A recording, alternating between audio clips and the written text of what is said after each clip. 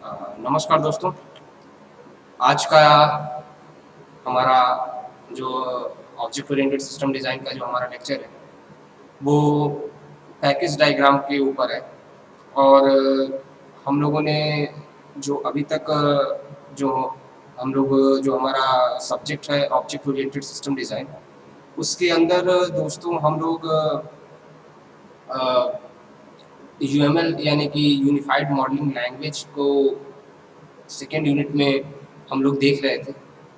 और हम लोगों ने देखा कि किस तरीके से ऑब्जेक्ट ओरिएंटेड पैराडाइम्स में किसी चीज़ को इम्प्लीमेंट करने से पहले हम जो विजुअलाइजेशन करते हैं, उस विजुअलाइजेशन को किस तरीके से डायग्राम के थ्रू हम इम्प्लीमेंट कर सकते हैं, ताकि हम अगर जब हमें सॉफ्टवेयर डेवलप करना हो तो हम उस डायग्राम्स की हेल्प से एक सही सॉफ्टवेयर डेवलप कर सकें जिसकी functionality according to user need उसको सेटिस्फाई कर सके।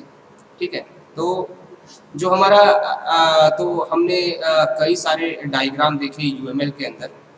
यूएमएल के अंदर सबसे पहले तो आपको स्टार्टिंग में आपने देखा कि किस तरीके से आपका ये दो टाइप्स के यूएमएल होते हैं।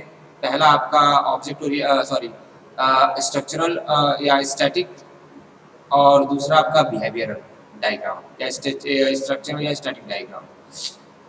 मैं स्टार्टिंग में ही बता चुका हूँ कि जो आपका स्ट्रक्चरल डायग्राम है जो कि यूएमएल का ही पार्ट है, वो पर्टिकुलर ये बताता है कि या इसके लिए हेल्पफुल होता है कि पर्टिकुलर अगर हम चीज़ों को डायग्राम के अंदर अगर कई सारे ऑब्जेक्ट या क्लास हैं तो उनको किस तरीके से हम प्लेस करेंगे अपने सिस्टम में, ताकि वो सही तरीके से वर्क कर सके। बिहेवियरल डायग्राम जो कि काफ़ी इम्पॉर्टेंट है, वो जब हम स्ट्रक्चरल डायग्राम क्रिएट कर लेते हैं तो हम पर्टिकुलर उस स्ट्रक्चरल का बिहेवियर डायग्राम क्रिएट करते हैं।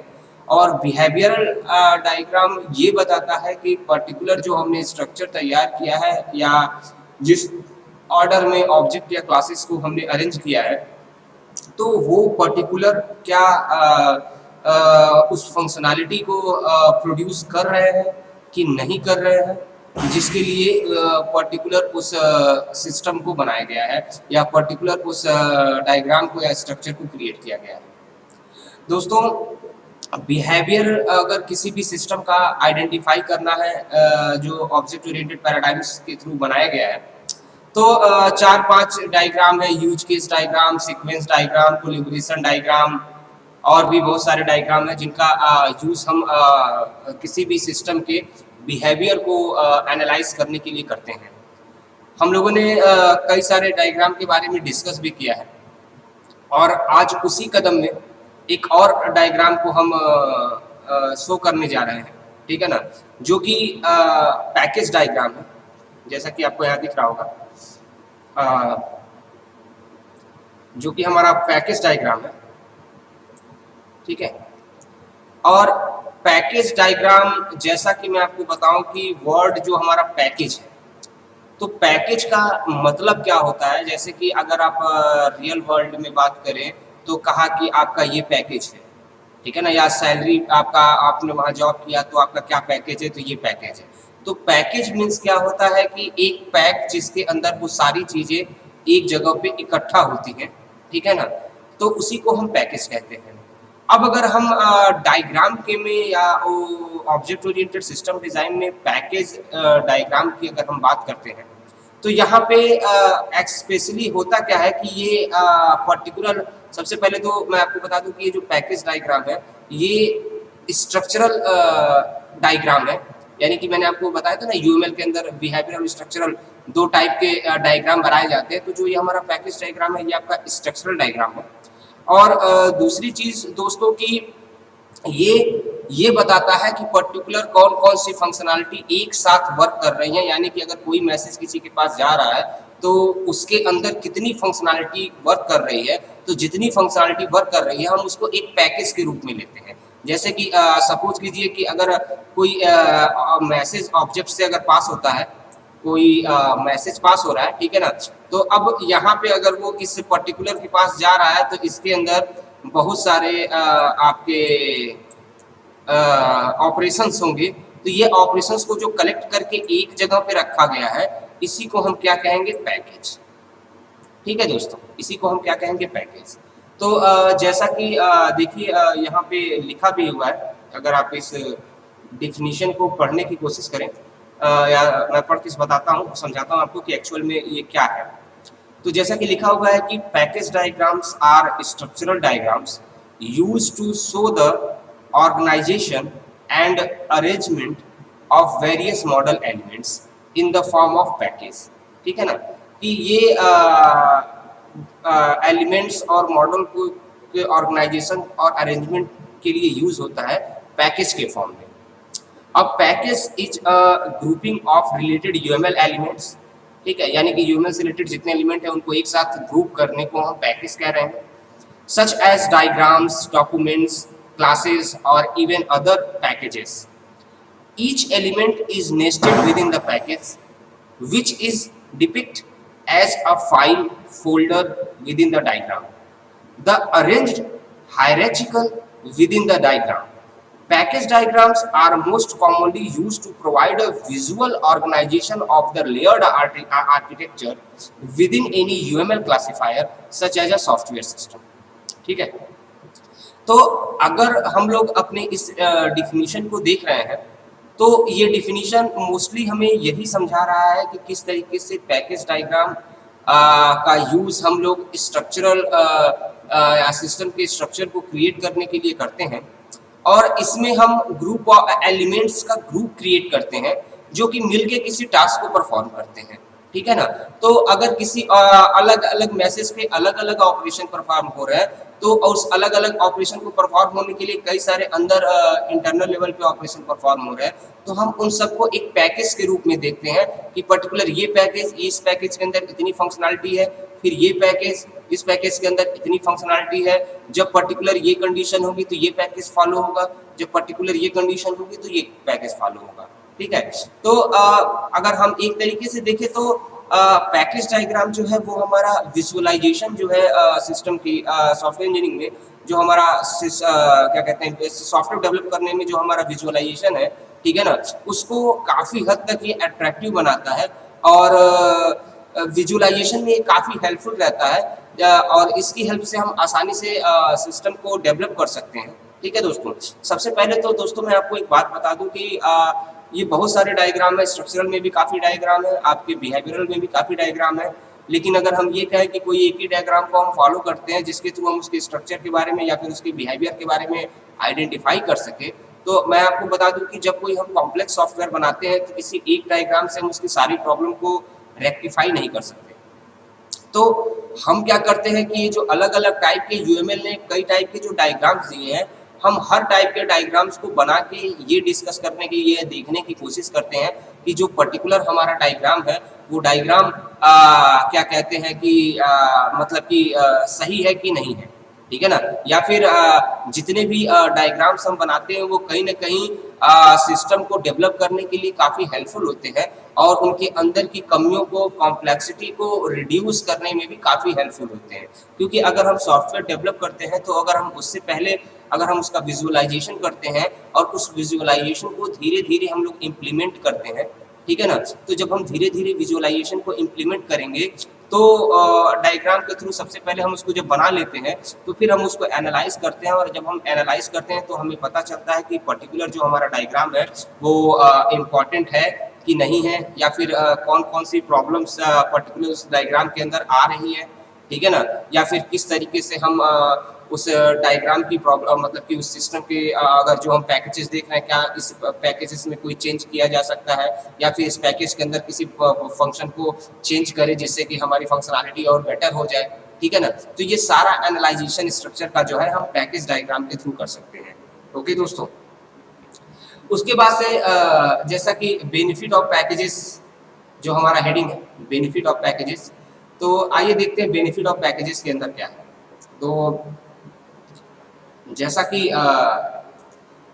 डायग्राम में यहाँ पे लिखा हुआ है, आप देख सकते हैं कि as well designed package diagram provide numerous benefits to those looking to create a visualization of other UML system or project। तो इसमें दोस्तों जो हमारा सबसे पहला लिखा हुआ है, they provide a clear view of the hierarchical structure of the various UML elements within a given system।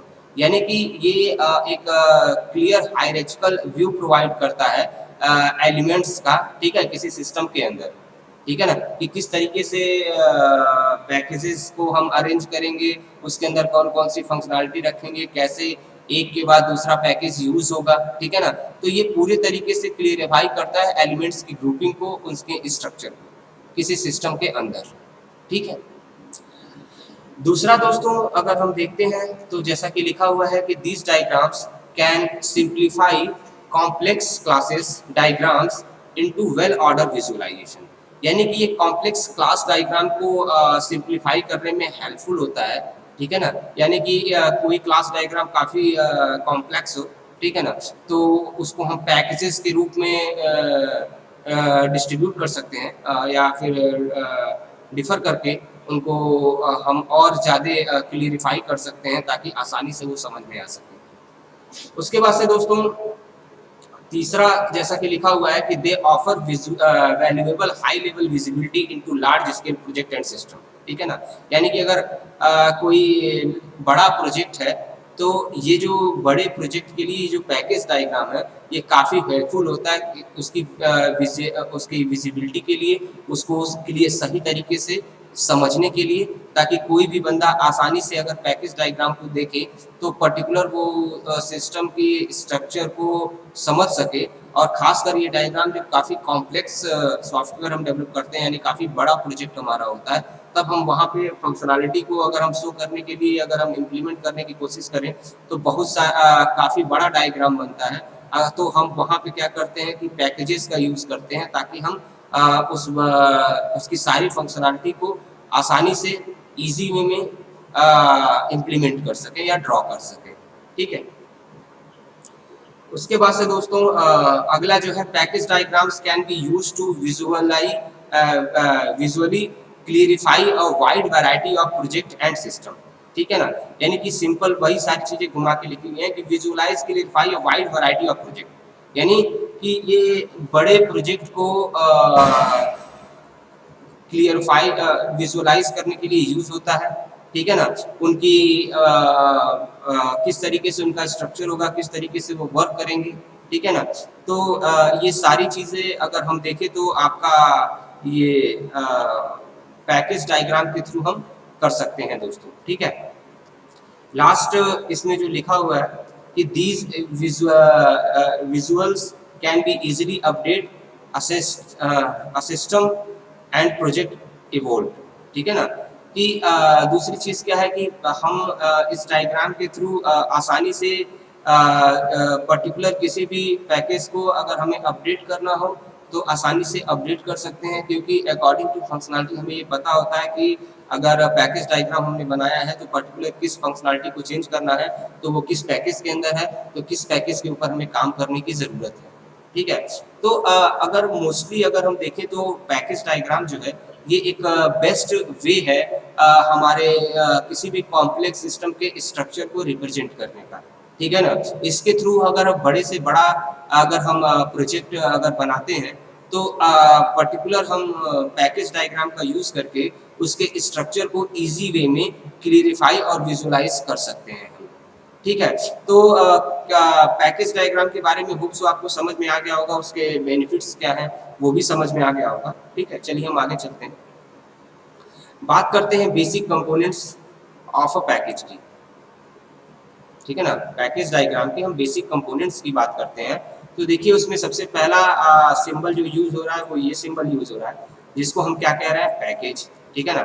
और पैकेज इसमें लिखा क्या हुआ है, groups common element based on data behaviour और यूजर इंटरेक्शन, ठीक है ना। तो जो भी element base data behaviour in सब का जो ग्रुप होता है उसको रिप्रेजेंट करने के लिए हम पैकेज का यूज करते हैं, जिसका सिंबल जो है हमारा ये आपको दिख रहा होगा यहाँ पे, ये जो हमने सिंबल बनाया है, ये सिंबल किसका है, आपका पैकेज के लिए, ठीक है ना। अब अगर पैकेज आप लोग देख रहे होंगे ना किस तरीके से बना हुआ है, ये सारी चीजें, सॉरी आप लोग देख रहे होंगे ये किस तरीके से बना हुआ है। ये यहाँ पे देखिए, ये इस तरीके से एरो बना है, छोटा सा एक बॉक्स बना हुआ है, उसके बाद से फिर उसके नीचे ये बड़ा सा बॉक्स बना हुआ है, जिसके अंदर हम सारे पैकेजेस को ऐड करते हैं एक साथ, ठीक है ना। तो जब भी हम डायग्राम को ड्रॉ करेंगे तो हम कहीं ना कहीं इस सिंबल का यूज करेंगे, ठीक है ना। पैकेज को क्या कहते हैं, अगर हमें पैकेज को शो करना है अपने डायग्राम के अंदर तो हम पर्टिकुलर इस बॉक्स का यूज करेंगे, ठीक है। दूसरी दूसरा जो इसमें यूज हो रहा है दोस्तों, वो आपका है डिपेंडेंसी, ठीक है ना। तो डिपेंडेंसी के लिए देखिए दोस्तों, ये पर्टिकुलर जो आपका ये एरो है, डॉट डॉट एरो, इसका हम यूज करते हैं। और डिपेंडेंसी बेसिकली है क्या, अगर हम उसको देखें तो जैसा कि लिखा हुआ है कि depict the relationship between one element package named element etc and another, ठीक है ना। तो डिपेंडेंसी जो क्या है, one package to another package के बीच में जो रिलेशनशिप है, ठीक है ना, उसको अगर हमें अपने डायग्राम में शो करना है, ठीक है, तो इसको हम पर्टिकुलर इस साइन के थ्रू शो कर सकते हैं। जैसे कि अगर हम बात करें कि कई सारे पैकेजेस हैं, तो पहले एक पैकेज परफॉर्म हो रहा है, एक पैकेज के अंदर जो ऑपरेशंस है वो परफॉर्म हो रहा है, उसके बाद से फिर वो पैकेज दूसरे पैकेज की तरफ जा रहा है, ठीक है ना। तो दूसरे पैकेज की तरफ जा रहा है तो उसकी डिपेंडेंसी को शो करने के लिए हम पर्टिकुलर इस टाइप के एरो का यूज करते हैं, ठीक है ना। तो इन दोनों चीज़ों का यूज करके हम कहीं ना कहीं अपने जो हमारा डायग्राम है, पैकेज डायग्राम, उसको हम आसानी से इम्प्लीमेंट कर सकते हैं दोस्तों, ठीक है। आपको बेसिकली ये दोनों बॉक्सेस याद रखने की ज़रूरत है, ठीक है ना। अगर आप ये दोनों बॉक्सेस याद रखते हैं, ठीक है, तो आप पैकेज डायग्राम को आसानी से बना सकते हैं, ठीक है। तो जैसा कि दोस्तों देखिए, ये आपका एक एग्जाम्पल दिया हुआ है, अगर आपको दिख रहा होगा, तो ये क्या है, आपका पैकेज। देखिए ये क्या शो कर रहा है, आपके पैकेज को, ठीक है ना, ये बॉक्स, ठीक है। ये भी क्या है, आपका पैकेज है, ये भी क्या है, आपका पैकेज है, और ये भी क्या है, आपका एक पैकेज है, ठीक है ना। तो ये सारे के सारे क्या है, 1 2 3 4 क्या है, पैकेज है। और ये GUI कंट्रोलर पे डिपेंडेंसी है, कंट्रोलर की डिपेंडेंसी डाटा एक्विजिशन सिस्टम पे भी है और स्टोरेज डिवाइस पे भी है, ठीक है ना। तो ये देखिए कि जो डिपेंडेंसी है या आपस में जो इनका रिलेशन है, उस रिलेशनशिप को हम पर्टिकुलर जो है इस एरो के थ्रू, आपको दिख रहा होगा, इस एरो के थ्रू हम शो कर रहे हैं, ठीक है। तो अगर क्या कहते हैं, अगर ये चीज़ क्या कहते हैं आपको दिख रही है, तो आप इस तरीके से हम पैकेज डायग्राम को दोस्तों बनाते हैं, ठीक है ना। दिख रहा होगा आपको कि किस तरीके से ये पर्टिकुलर पहला पैकेज यूज़ हुआ, फिर दूसरा पैकेज यूज़ हुआ, फिर तीसरा पैकेज यूज़ हुआ, फिर चौथा पैकेज यूज़ हुआ, और उनकी डिपेंडेंसी को किस तरीके से यहाँ पे इस एरो के थ्रू शो किया गया है, ठीक है ना। तो ये जो पैकेज डायग्राम है, अब अगर हम इनको अगर जैसे कि GUI के अंदर भी, पैकेज के अंदर कई सारी फंक्शनलिटीज़ है, कंट्रोलर के अंदर भी है, तो अगर हम इन सबको अलग अलग बना के शो करने की कोशिश करते हैं तो हमारा डायग्राम काफ़ी कॉम्प्लेक्स बन जाता है, ठीक है ना। तो चूंकि हमें अपने डायग्राम को इस तरीके से रिप्रेजेंट करना होता है कि यूज़र को भी समझ में आए, ठीक है ना, और जो डेवलप कर रहा है उसको भी अगर बाद में अगर उसको एनालाइज करने की ज़रूरत पड़े तो वो आसानी से उसको एनालाइज कर सके, उसको बहुत ज़्यादा प्रॉब्लम वहाँ पे क्रिएट ना हो, ठीक है ना। तो इन सारी चीज़ों को देखने के लिए हम लोग पैकेज डायग्राम का यूज़ करते हैं, ठीक है। तो पैकेज डायग्राम एक अपने आप में एक स्पेशलिटी रखता है, ठीक है ना। और ये स्पेशलिटी कहीं ना कहीं जो है आपके सॉफ्टवेयर को डेवलप करने के लिए या उसके स्ट्रक्चर को विजुलाइज करने के लिए, इम्प्लीमेंट करने के लिए काफ़ी हेल्पफुल होता है, ठीक है दोस्तों। उसके बाद से दोस्तों जो हमारा अगला है, पहले हम इसको देखते हैं कि ये क्या लिखा हुआ है, देन हम आपको बताते हैं क्या है। These symbols can be used in a variety of ways to represent different interaction of packages, dependency and other element within a system. Here are the basic components you will find within a package diagram. ठीक है ना, तो ये आपके अगर हम देखें तो बेसिक कंपोनेंट्स हैं, यहाँ से देखिए, here are the basic components you will find within a package. तो सबसे पहला कौन कौन से कंपोनेंट है, अगर हम पैकेज डायग्राम अगर हमें बनाना है तो हमारा कौन कौन से पैकेजेस हैं, उन पैकेजेस को देखना हमारे लिए काफ़ी इम्पोर्टेंट, मतलब कि कौन कौन से एलिमेंट्स हैं। ठीक है, जब तक आप एलिमेंट को विजुलाइज नहीं कर पाएंगे तब तक आप पैकेज को क्रिएट नहीं कर पाएंगे। ठीक है ना, तो किन किन चीज़ों को हमें, एलिमेंट्स को हमें ध्यान में रखना पड़ता है या उनको विजुलाइज करना पड़ता है, तो उसमें सबसे पहले चीज़ है आपका पैकेज, कि एक कंपोनेंट आपका पैकेज होता है। ठीक है ना, वो पैकेज के बारे में हम डिस्कस कर ही चुके हैं, जैसा कि यहाँ देखिए लिखा भी हुआ है कि a name space used to group together logical related element within a system, each element contain within the package should be a packageable element and have a unique name. ठीक है ना, तो हर पैकेज का एक अपना यूनिक नेम होता है। ठीक है ना, और वो कुछ ग्रुप ऑफ एलिमेंट्स को अपने अंदर रखता है। ठीक है ना, तो हमें कितने पैकेज क्रिएट करने हैं इसके बारे में भी हमें नॉलेज होनी चाहिए कि पर्टिकुलर ये सिस्टम है तो इसमें कितने पैकेज यूज होंगे, इसका विजुअलाइजेशन भी काफ़ी ज़रूरी है। दूसरी चीज़ अगर दोस्तों बात करें तो आपका पैकेजेबल एलिमेंट की बात होती है, तो यानी कि वो एलिमेंट्स जो ग्रुप होके पैकेज, किसी पैकेज के अंदर होते हैं, तो किसी पैकेज के अंदर जो आपके एलिमेंट होते हैं उसे हम पैकेजेबल एलिमेंट कहते हैं। जैसा कि देखिए लिखा हुआ है कि a name element possibly own directed by a package, these can include events, components, use case and package themselves. Packageable elements can also be rendered as a rectangle within a package, labeled with the appropriate names. ठीक है, उसके बाद से देखो तीसरा दोस्तों dependency. तो जैसा कि हमें पता है कि पैकेज होगा, पहले हमें पैकेज को कितने पैकेज होंगे, फिर पर्टिकुलर पैकेज के अंदर कौन कौन से एलिमेंट होंगे, और फिर जब पैकेज और उनके एलिमेंट आइडेंटिफाई हो जाएंगे तो फिर हम डिपेंडेंसी को शो करेंगे। जैसा कि देखिए यहाँ पे आप सपोज कीजिए आपके पैकेज हैं, तो इस पैकेज के अंदर, ये पैकेज के अंदर, ये पैकेज के अंदर बहुत सारे एलिमेंट हैं जिनको पैकेजेबल एलिमेंट कहते हैं, और उसके बाद से फिर हम उसकी डिपेंडेंसी को फाइंड करते हैं कि क्या उसकी डिपेंडेंसी है, किस तरीके से कौन सा पैकेज किस पैकेज के साथ क्या कहते हैं, किस तरीके से रिलेशनशिप में। ठीक है ना, तो जैसा कि देखिए डिपेंडेंसी में लिखा हुआ है कि a visual representation of how one element depend on और influence another. Dependencies are divided into two groups, access and import dependency. ठीक है ना, तो डिपेंडेंसी को देखिए दोस्तों दो पार्ट में डिवाइड किया गया है, एक आपका एक्सेस और एक आपका इंपोर्ट। ठीक है ना, तो अब हम देखते हैं कि ठीक है ना, तो जब भी हम डिपेंडेंसी के सिंबल को यूज़ करते हैं, यानी ये जो डिपेंडेंसी का जो हम सिंबल यूज़ कर रहे हैं, ठीक है, तो ये जो सिंबल है ये दो तरीके से होंगे, या तो ये एक्सेस होगा या तो ये इंपोर्ट होगा। ठीक है ना, तो अकॉर्डिंग टू नीड हम डिपेंडेंसी को एक्सेस या इंपोर्ट के रूप में शो करेंगे, जिसको हम अभी आगे देखेंगे दोस्तों। उसके बाद से क्या है, एलिमेंट इंपोर्ट। अब एलिमेंट इंपोर्ट का मतलब क्या होता है, एलिमेंट को अकॉर्डिंग टू नीड एक्सेस करना या कॉल करना या फिर इंपोर्ट करना।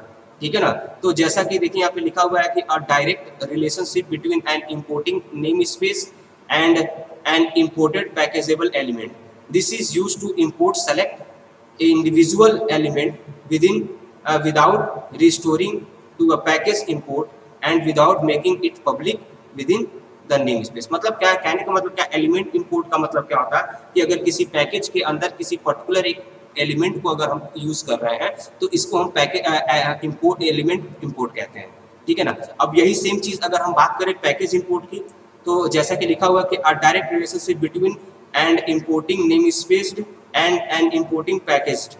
ठीक है ना, this type of direct relation add the name of the member of the imported package to its own name space. ठीक है ना, यानी अगर पैकेज इंपोर्ट की बात करें तो पर्टिकुलर जो एक पैकेज दूसरे पैकेज को अकॉर्डिंग टू नीड इंपोर्ट कर रहा है, यहाँ पे एलिमेंट की बात नहीं हो रही है, पूरे पैकेज को ही अगर इंपोर्ट कर रहा है तो इस सिचुएशन को हम पैकेज इंपोर्ट कहते हैं। और पैकेज मर्ज का मतलब क्या है कि अगर दो पैकेज को हम एक साथ कंबाइन करते हैं तो इसको हम पैकेज मर्ज कहते हैं। जैसा कि देखिए यहाँ पे लिखा हुआ है कि a directed relationship in which the content of one package are extended by the content of another। essentially the content of two packages are combined to produce a new package, ठीक है ना। यानी कि बेसिकली होता क्या है कि जब दो अलग अलग पैकेज को एक साथ हम कंबाइन करते हैं तो वो एक नया पैकेज बन जाता है, ठीक है दोस्तों। उसके बाद से देखिए